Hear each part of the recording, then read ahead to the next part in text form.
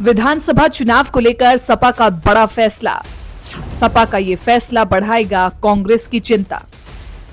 लोकसभा चुनाव 2024 में बीजेपी को मात देने के लिए बना विपक्षी गठबंधन इंडिया में दरार पड़ती नजर आ रही है।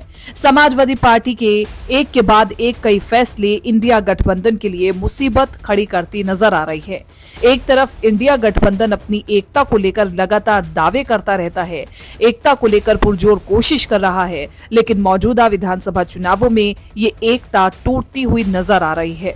दरअसल इंडिया की दो पार्टियां कांग्रेस और समाजवादी पार्टी फिलहाल आमने सामने आ गई है और वजह है मध्य प्रदेश के विधानसभा चुनाव।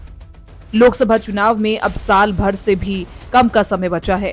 इसी बीच 5 राज्यों मध्य प्रदेश, राजस्थान, मिजोरम, तेलंगाना और छत्तीसगढ़ में विधानसभा चुनाव हैं। इन राज्यों में होने वाले विधानसभा चुनावों को लोकसभा चुनाव का सेमीफाइनल माना जा रहा है। रविवार को अखिलेश यादव ने मध्य प्रदेश के सपा पदाधिकारियों के साथ बैठक की। एसपी राष्ट्रीय महासचिव शिवपाल यादव की मौजूदगी में इसका आयोजन किया गया। ये बैठक कांग्रेस के 144 उम्मीदवारों की सूची आने के बाद हुई। सपा ने बैठक के बाद उन सीटों पर भी प्रत्याशियों का ऐलान कर दिया जहां कांग्रेस ने पहले से ही अपने उम्मीदवार उतारे हैं। कांग्रेस ने अपनी सूची में भांडेर, राजनगर, बिजावर और कंटगी विधानसभा में अपने उम्मीदवारों के नाम घोषित किए, जबकि सूत्रों की माने तो सपा जिन 8 जिलों पर चुनाव लड़ना चाहती थी उसकी सूची कांग्रेस नेतृत्व को दी जा चुकी थी। भांडेर और राजनगर से सपा पहले ही उम्मीदवार घोषित कर चुकी थी, जबकि 2018 में बिजावर में सपा जीती थी। ये बात सपा नेतृत्व को नागवार गुजरी और उसने शाम तक अपने उम्मीदवार भी घोषित कर दिए।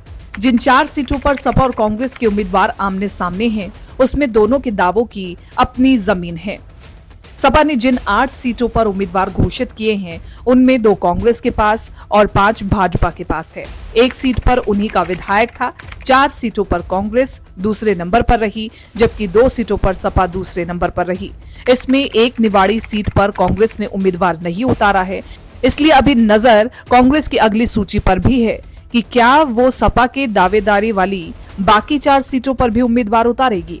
कांग्रेस और सपा के 4 सीटों पर आमने सामने आने के बाद अब नजर इस पर है कि दोनों ही दलों में खटास बढ़ेगी या बात बनेगी। ये तो आने वाला वक्त ही बताएगा।